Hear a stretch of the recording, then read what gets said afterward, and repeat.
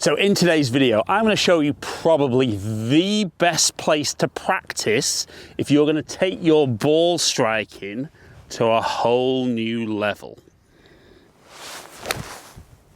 Absolutely ripping it like that every single time. So what we notice, I'm not on grass, and you might be pleased to see that I'm not in the studio.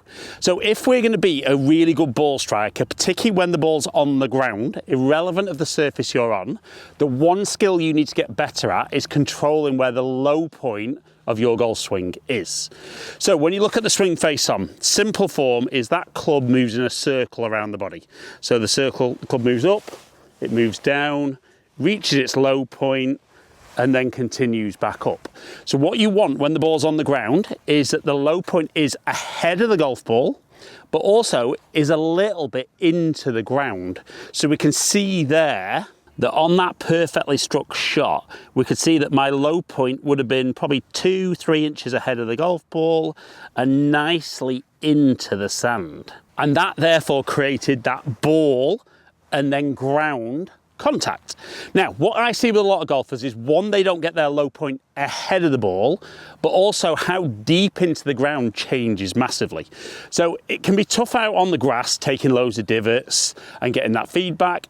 And obviously on a range mat, sometimes guys don't really know. So a great little test is draw a line in the sand and kind of pretty much in line with where the ball would have been. And then all we're going to do from here is we're going to set up, make a swing, try and hit the sand, and we want the sand to be removed target side of that line. Obviously, if I'm catching back here, I'm in trouble, or if I'm missing the sand altogether, I could be in trouble. So let's set up to the line and focus on trying to hit into the sand ahead. So that one I definitely got a little deeper into the sand, and I would have actually just touched behind the ball. So my low point would have been ahead, which was great, but I was too deep into the sand. So again, set up. Now that was a better one, probably a little bit more into the sand, but I would have definitely got ball and then ground. So an element of trial and error can be the case here for a lot of golfers, but I think a really good feeling for a lot of golfers to have is that when they've got that line there and they make that swing, we tend to see that because the weight moves around a lot, they've then got to move a huge distance back in a very short space of time to be able to get ahead, but then they've also got no control on how deep they get into the ground.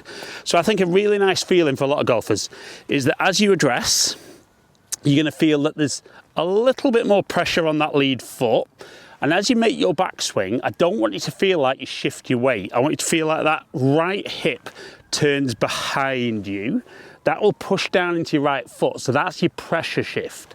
But as you get to the top of the swing, you then want to move towards the target and actually feel that the chest goes down a little bit to allow everything to clear out the way. So we're going to get that feel. And we can see there, lovely into the sand. We can see the ball would have been collected and then it would have gone. And I would, if you can, appreciate there could be other golfers around, so practice on the golf course can be a no-no, but do lots and lots of that feel with no ball initially. And then, as an extra bit of feedback, just put the golf balls, maybe 3 golf balls, on a line. If you draw the line, the ball can sit down a little bit. Put the 3 balls on a line and then just focus on that movement and try and get that feel of right hip back, shift, chest down, and then as the body turns out the way, that should stop us getting too deep in, but should get that low point ahead. Good strike. And if you can do it out of the sand, it is amazing how much easier it feels on the turf. So we're going to get set up, focus on what I need to do. Now that one there didn't touch the sand. So there's the thin one. That would always be my bad one. So didn't get into the sand enough there. So again, let's get set. That's absolutely ripped. And again, the feedback's great. We can see that's where the ball was, that low point, 2.5 inches ahead, and nicely into the sand. But we can see, for me, even though I would consider myself a decent ball striker, I'm a little bit inconsistent with how deep into the ground I get.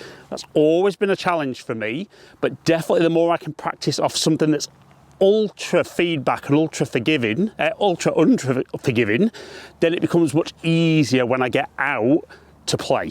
Let's go. One more. Feel like we turn, shift, and get that chest down. Again, a great strike. Could see the divot wasn't quite as deep, but it was ahead. And if I could have been a little bit more into the ground, that would have been even better. But if you struggle with your ball striking, don't be afraid to get yourself into a bunker down on the beach somewhere.